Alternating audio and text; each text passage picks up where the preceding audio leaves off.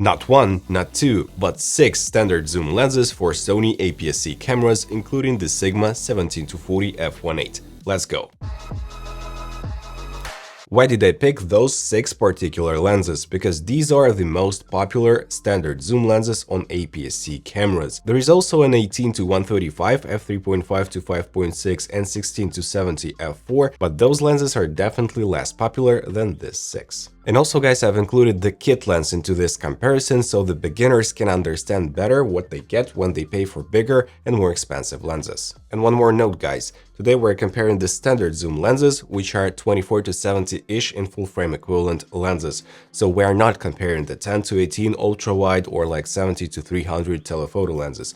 Only the standard zoom lenses for APS-C by Sony. And all of those lenses are pretty modern, so 2025, around 2021 for the other lenses, but the Sony 18-105 was released in 2013, and right now you cannot actually buy this lens brand new in a lot of countries, and used copies are pretty cheap, so keep that in mind, guys, and make a little discount for the optical performance of this lens when you see the tests. And right here, guys, you can see the difference in focal length with all of the lenses at the widest end and at the telephoto end, 16, 17, and 18 millimeters, as well as 40, 50, 55, 70, and 105 millimeters.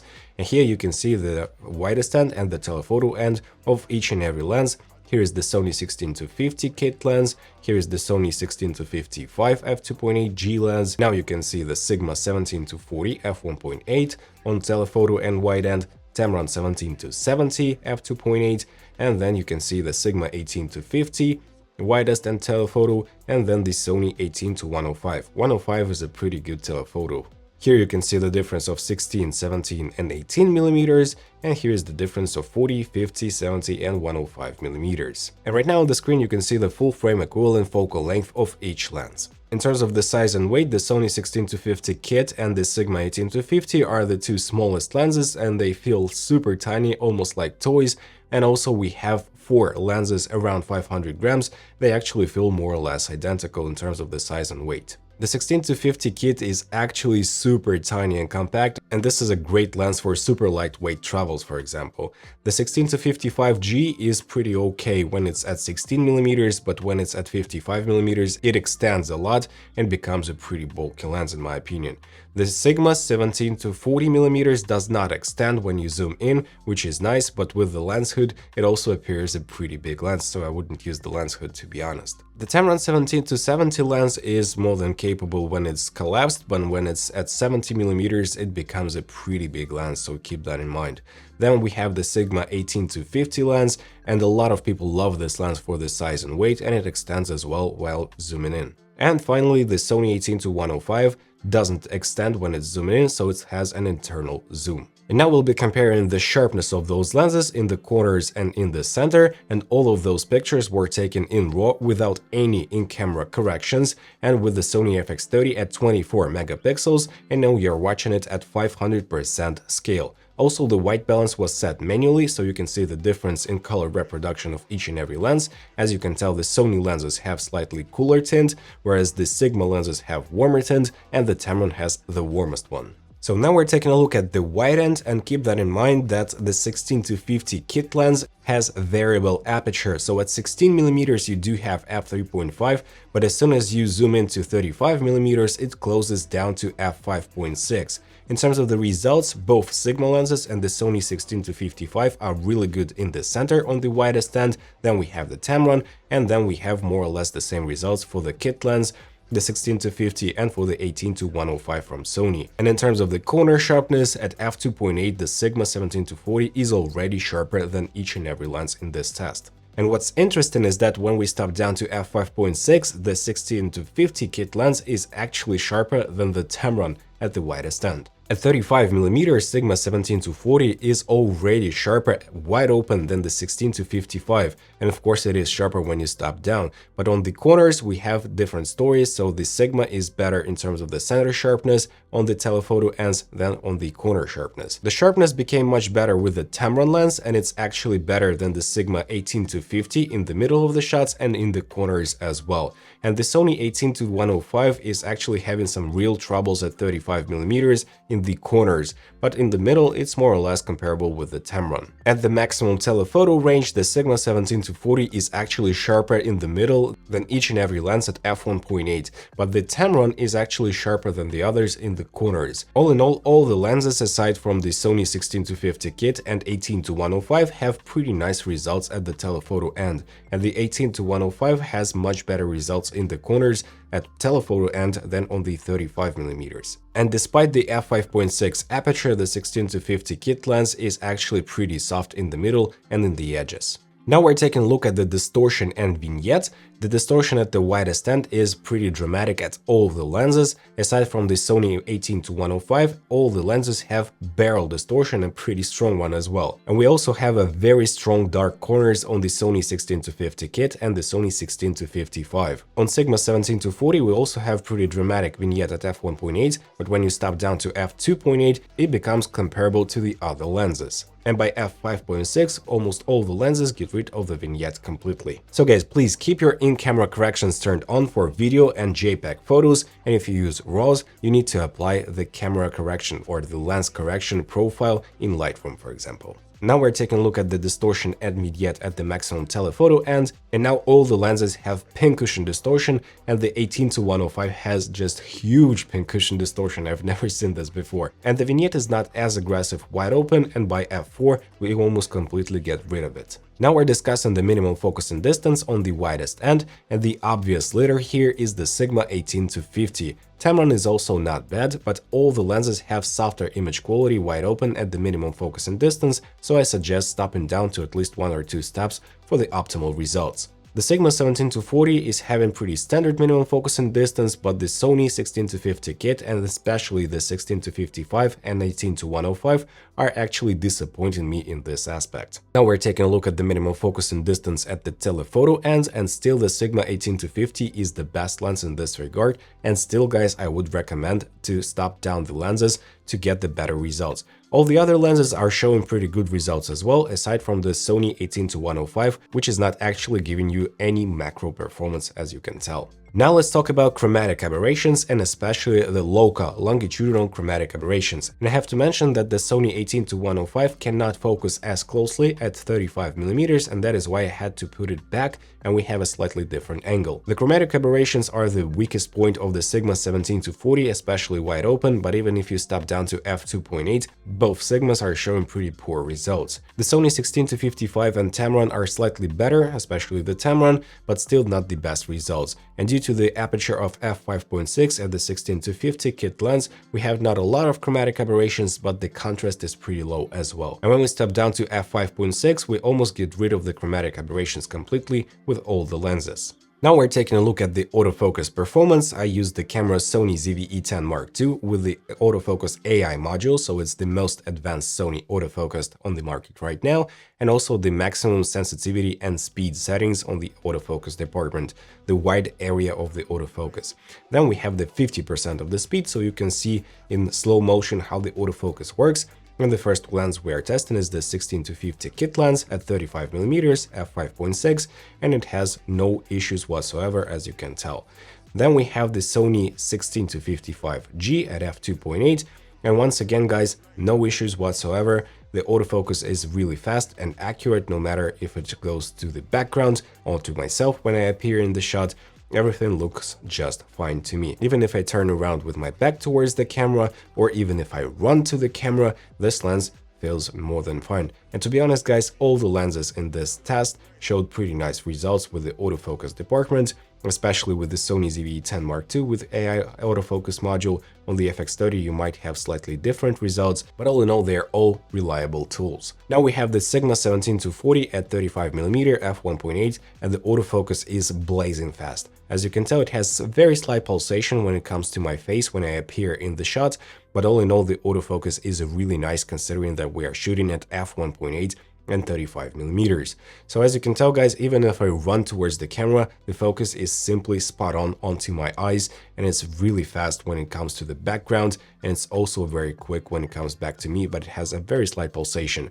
And also we can see the same pulsation with the Tamron 17-70. As you can tell, when I appear in the shot or when I disappear, we have like double checking of the lens, so it tries to focus a bit further, then a bit closer, and double checks if it focuses correctly, which is not my favorite. But to be honest guys, in the real world examples, you won't have major issues with any of those lenses, and you won't see this pulsation a lot. And keep in mind that you have to set the correct settings for the autofocus speed and sensitivity according to the scene you're shooting. For example, if there is a ton of people, a crowd of people, try to set the sensitivity to lower number so the autofocus is not jumping to each and every person in the shot. And then we have the Sigma 18-50, which shows the same kind of double checking and breathing and pulsation. It's not crazy bad, but still it is existent, and I have to show it to you guys because it's a super nerdy test, as I like to do this on my channel. The same thing with the Sigma. When I run towards the camera, it keeps up with my running and with my eyes, no issues whatsoever, so the Sigma also gets a pretty good mark for this autofocus test. And the last lens we're testing is the Sony 18-105. Once again, this lens is 13 years old or 12 years old, so it's definitely not a new lens, and it's showing not the best results in terms of the autofocus, but still it's pretty okay. The pulsation is a bit heavier and has more of it in the shot, but all in all guys, I would say that this performance is a good B mark, let me say, or like 8 out of 10 autofocus performance. And finally guys, you can see all the 6 tests. I've tried my best to do the same exact movements as you can tell, so you can watch this side by side as well.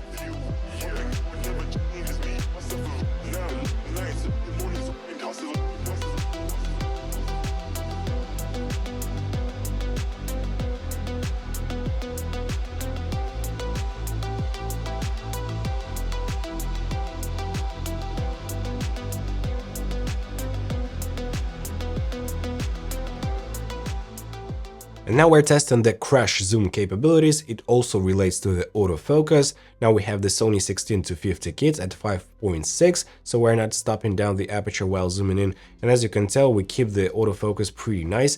The image is in focus throughout the whole range, no matter we're zooming in pretty fast. Now we are taking a look at the Sony 16-55G, and it has very nice performance in my opinion, so the image doesn't go out of focus when you're zooming in. Ever so slightly it does, but nothing too dramatic, so this lens is okay for crash zooms. Of course, it's not parfocal, not a single lens in this test is parfocal, but still guys, it's a good result. On the Sigma 17-40, we have a pretty nice result if we zoom in not super fast, but if you try to zoom in really fast, you can see the out of focus right here, and then the autofocus motor just keeps up with this portion of the shot. It's not the best result, I would say it's worse than on the Sony 16-55, but still it's okay.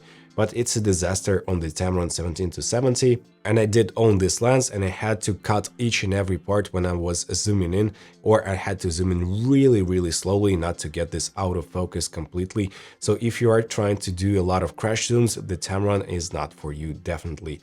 Then we have the Sigma 18-50, which is also having some issues if you zoom in too fast with this lens, so the autofocus is not keeping up with the image, and you have to do it manually and not super fast, and let the lens focus first and then go back. So it also has pretty poor results in my opinion. And then we have the Sony 18-105, and it's the best way and the fastest way that I could zoom in with this lens because it has the power zoom options, and it's okay. It's not the best result, but still it is manageable, and you have slight out of focus area when you are zooming in, but all in all, it's a good result. Now we're taking a look at the focus breathing performance at the widest end and at the telephoto end, and it's only relatable to videographers, and we have pretty nice results from the Kit lens 16-50, both on the wide end and telephoto. It's like an 8 out of 10 for focus breathing. Then we have the Sony 16-55G, which has a very nice performance in terms of the focus breathing. We almost don't see any zooming in or out when we're focusing at the f16, both on the telephoto and the wide end. Very nice results in my opinion, like 9 out of 10. Then we have the Sigma 17-40, and at 17mm we do have some slight focus breathing. It's nothing too crazy, like 6 out of 10 or maybe 7 out of 10. And then we have the 40mm and almost no focus breathing, like 9 out of 10. Very good.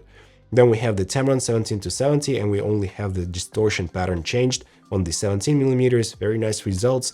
And then we have the 70mm, almost zero focus breathing whatsoever, like 10 out of 10. And then we have the Sigma 18-50, which is also showing really nice results, so that is why those lenses are great for video making, both at 18 and 50mm. It's a very nice result, like 10 out of 10 as well. And finally, we have the Sony 18-105. At 18mm, we almost don't see any focus breathing, and then at 105, we also don't have any major issues. So basically, all 6 lenses are great for video making, and they have not a lot of focus breathing effect. I also have to mention, guys, that all 6 lenses are more than okay for focusing manually. The focusing rings are focused by wire, so you simply rotate it and then the electronics send the signal and move the elements inside of the lens. But all 6 lenses are more than fine for focusing. It's pretty precise and reliable, so you won't have any major issues with any of those.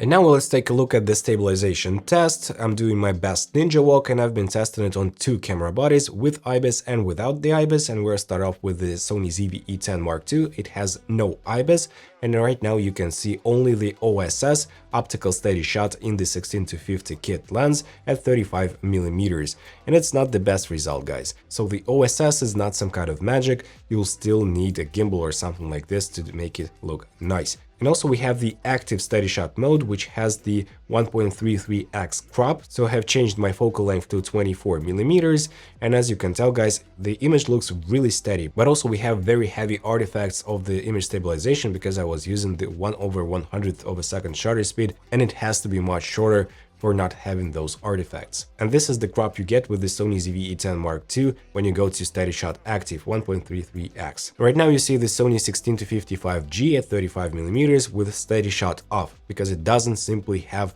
a steady shot in the lens, and we have no IBIS, so that is why you have those results when steady shot is off. But then, guys, you can also enable the steady shot active, and I'll go back to 24mm to compensate for the extra 1.33x crop. And as you can tell, we have pretty nice results, and with this crop applied, your camera actually becomes a micro four thirds camera, not an APS-C camera. And still we have some artifacts of the stabilization, so you need to have the shutter speed at least at 1/250th of a second. Then we have the Sigma 17-40 at 35mm, the same story here, so it's not actually having any stabilization, as you can tell. And then when we enable the steady shot active and go back to 24mm, you see almost the same results as with the Sony 16-55. It's maybe like 10 to 15 to 20% less stable than with the native Sony lens, but still with this active steady shot on the ZV-e10 Mark II, you get pretty nice results. Then we have the Tamron 17-70 VC, which is vibration control or vibration compensation, and it's still better than having nothing, but it's not the best performance. As you can tell, we have a very jerky movement. It's kind of jumping all over the place, and that is why it's okay, but it's not the best that I've seen.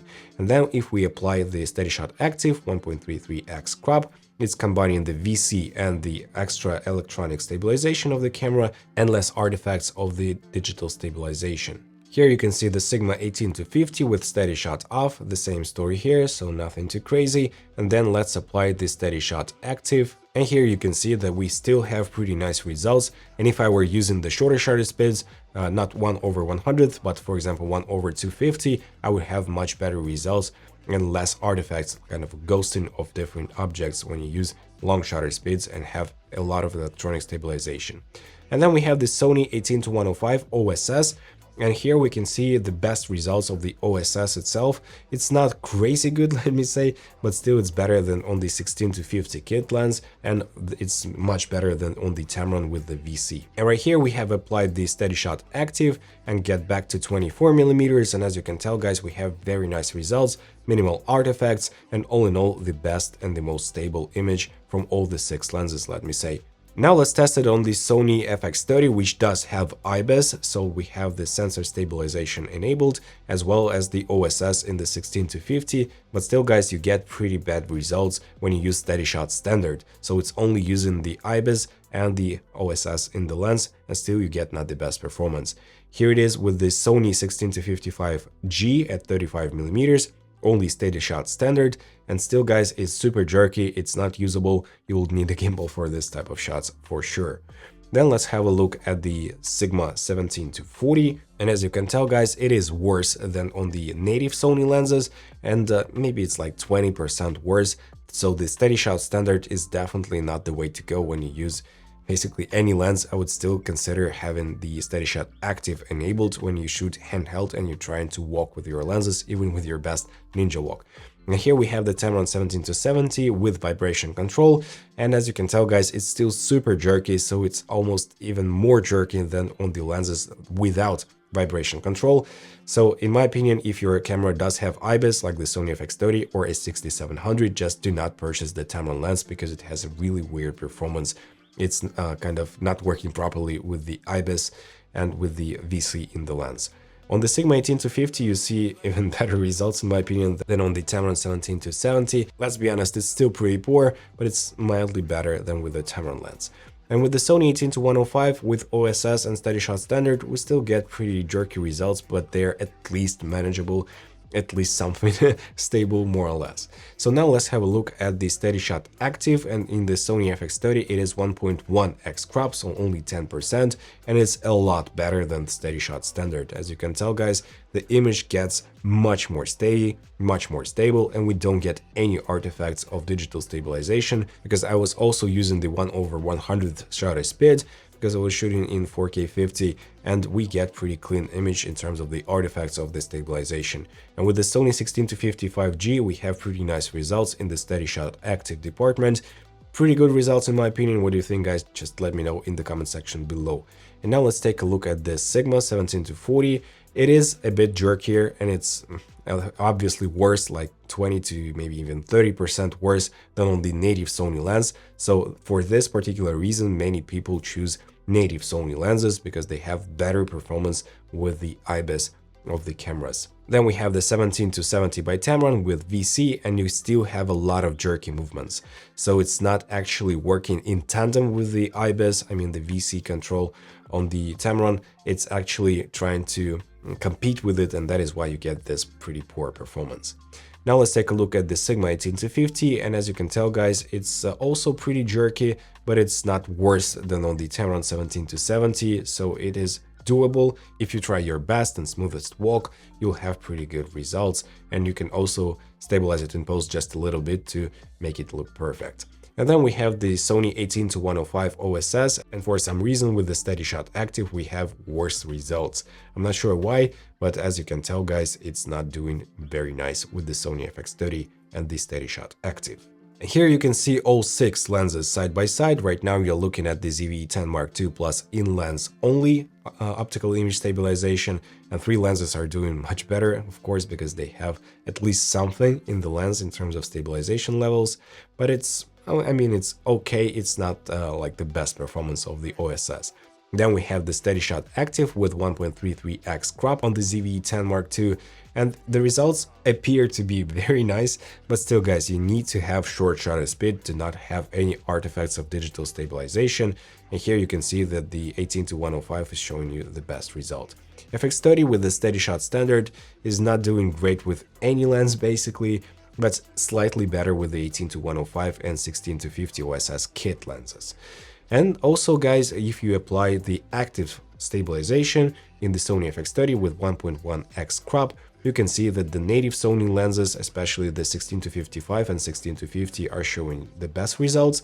The 18-105 is not showing the best result for some reason, and the Tamron 17-70 is actually showing worse results than the lenses without any optical stabilization in the lens. And now guys, we're taking a look at the flares performance. So the 16-50 is showing pretty nice results. It handles the backlighting pretty well. The contrast is not lowering a ton, but we have a pretty strong light leak when the light is in the shot itself. Then we have the 16-55, and I would say that it has pretty nice results, so no any issues whatsoever. Sigma 17-40 handles backlight pretty nice. We don't have a huge loss of contrast, but we have a very slight like parasite flare when the light is in the shot and at a certain angle. The Tamron 17-70 shows the weakest results among all the lenses. It has the biggest loss of contrast, and we also have a pretty huge circular flare when the light is in the shot. The Sigma 18-50 is showing pretty nice results, I don't see major issues, and the Sony 18-105 is having a pretty big light leak when the light is on the edge of the shot, and I would say it's like a 7 out of 10 performance. And now guys, we're taking a look at the bokeh quality at different focal length. So we have the widest end, we have the 35mm end, and then we have the telephoto end of each and every lens, and at the fastest wide open aperture. So here we have the 16-50 kit, and at 50mm at 5.6 we still get some background separation and blur, and the bokeh quality is pretty much fine. The Sony 16-55G is showing you pretty nice background separation at f2.8 at the widest end, then at 35mm f2.8 you get pretty nice bokeh quality as well, nothing bad with this bokeh, and at 55mm you get pretty nice portrait shot, as you can tell. Then we have the Sigma 17-40 at f1.8 at 17mm. You get a lot of background blur and separation, and the bokeh quality is so nice because it have 11 bladed aperture, so the bokeh is super creamy and a bit swirly as well, which I really like. And at 40mm you get pretty nice portrait focal length as well. Then we have the Tamron 17-70 at 17mm f2.8, and the bokeh quality is pretty much fine. It has 9 bladed aperture as far as I remember, and still the bokeh quality is really nice, and at 70mm you get real portrait focal length and a lot of background blur and separation. Then we have the Sigma 18-50, and at 18mm f2.8 we have pretty nice bokeh quality. It has 7 bladed aperture, and the bokeh is a bit busier than I would like it to be, but still you can get pretty nice autofocus backgrounds with this lens. And here you can see the 50mm at f2.8 is giving you pretty nice results as well. And finally we have the Sony 18-105. At f4 at 18mm you don't get a lot of background blur and separation, but at 35mm you already start to get some background blur and separation, and finally at 105 you get pretty nice results and pretty much portrait focal length. So here we have all the 6 lenses at the widest end compared, wide open of course, and here you can see that the Sigma 17-40 is having the biggest amount of background blur and separation, and at 35mm it's also, let me say, destroying all the others in this regard. But at the telephoto end we have the Tamron and the Sony 18-105 with a lot of background blur and separation comparable to Sigma 17-40. And here is the difference between the light levels that you get, and you can definitely tell that the Sigma 17-40 at f1.8 is giving you a lot more light. And here is the bokeh quality. I really like the Sigma's bokeh as well, and here we are stopping down to f8, so you can see the roundness of the bokeh balls when we stop down. All in all guys, I'm really satisfied with the bokeh quality of all the lenses aside from the Tamron and also the Kit and the Sony 18-105. They are not the best ones, but the Sigma 18-50 and the Sony 16-55 and especially the Sigma 17-40 is showing great results in this regard. So here we have the coma smearing effect, and the only lens that has it is the Sigma 17-40. When you step down to f2.8 we get rid of it completely, and now we continue to step down to f8 so you can see the sun stars. And here the sun stars at f16, they're pretty dramatic, and I really like the sun stars on the 17-40 on the Sigma. Now let's talk about the features of the lenses themselves. On the Kit lens we only have the zoom rocker, and also we have the plastic bayonet, which is not my favorite part. Then on the 16-55 we have the focus hold button as well as the AF/MF switch, and that's it. But the Sigma 17-40 is simply rocking in this regard. We have 2 focus hold buttons, AF/MF switch, as well as the clickable or declickable aperture wheel, which can be also locked into place. And all in all, this lens is super feature rich, and it's destroying all the competition among all the 6 lenses, as you can tell. On the Tamron 17-70 you don't have anything, so basically it's just the lens, same as the 18-50 by Sigma, no switches, no buttons, nothing. And finally on the 18-105 we have the power zoom rocker, and that's it. And speaking of the advantages of the native Sony lenses compared to something like a third-party lens like this Sigma 17-40, the native Sony lenses have better optical performance with steady shots, as you saw from my examples, because with this lens it had like 20-25% worse performance, especially in the steady shot active regard. You can also enable focus breathing compensation with the native Sony lenses, and you cannot do it with a third-party lens, but those lenses don't have any major issues with focus breathing. It's not a huge deal, guys, to me at least. Then we have the maximum frame rate in photo mode, but the APS-C Sony cameras, they don't have over 15 frames per second burst modes. That is why it's not relevant for APS-C cameras. But if you have the full frame, like the Sony A1 for example, you'll have to buy the native Sony lens to enable like 50 frames per second in photos, for example. And also some people say that the autofocus performance should be better with native Sony lenses, but it's not always the case. For example, this lens 17-40 did show really nice performance and really comparable performance to the 16-55, so it's not an issue in this regard as well. And now about the prices. The kit lens is $100 if you purchase it as a kit, but if you purchase it separately, it's around $320, so I would not suggest purchasing it separately, of course. 16-55 is a whopping $1,700, and I do not recommend purchasing it for this a huge amount of cash, guys. It's not worth it. The 17-40 is $920, and in my opinion, the price is well worth it. The Tamron 17-70 is priced at $700, which is very reasonable for this lens. And then we have the Sigma 18-50, which is priced at $660. It was cheaper actually, so I would suggest looking for this lens like used in good conditions, because I think that $500 is like the biggest price I would pay for this one. And the Sony 18-105 was $850, but guys, definitely don't purchase it for $850. I would say you can find this used in good conditions for about $400. And for $400, it's a nice lens, but not for more. And now guys, let's decide which lens is a perfect choice for your budget and your particular needs. And we'll start off with the kit lens 16-50, and my suggestion is only to purchase this lens as a kit lens together with a camera, because it's much cheaper this way. And also if you are a beginner, so you can better understand the focal length, choose the right focal length for you, and afterwards pick a prime lens, for example an f1.2 lens in the particular focal length that you love to use. And other than that guys, I only use this lens as a backup lens just in case if I break something with my main lens.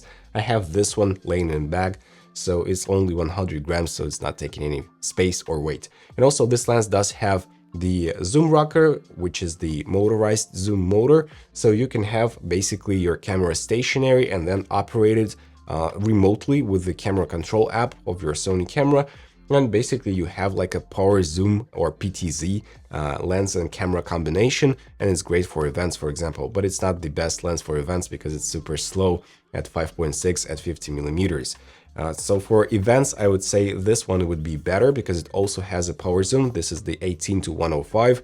It's a pretty old lens and it needs a lot of light, so if you shoot outdoors and you need this power zoom capabilities and huge focal length, probably this is the one for you. But I don't think it's a great purchase in 2025 because this lens is 12 years old already, and optically it's not the best. It has pretty poor minimal focus and distance, and as I said, you need a lot of light to work with this lens, so it's not for low light, definitely. But all in all, it's a very versatile piece of kit, and if you have to cover huge ranges during the daylight shoots, for example, this one is a must-have. Then we have the Sony 16-55 f2.8G lens, which is a nice lens, but the price for this lens is so ridiculous. $1,700, are you kidding me?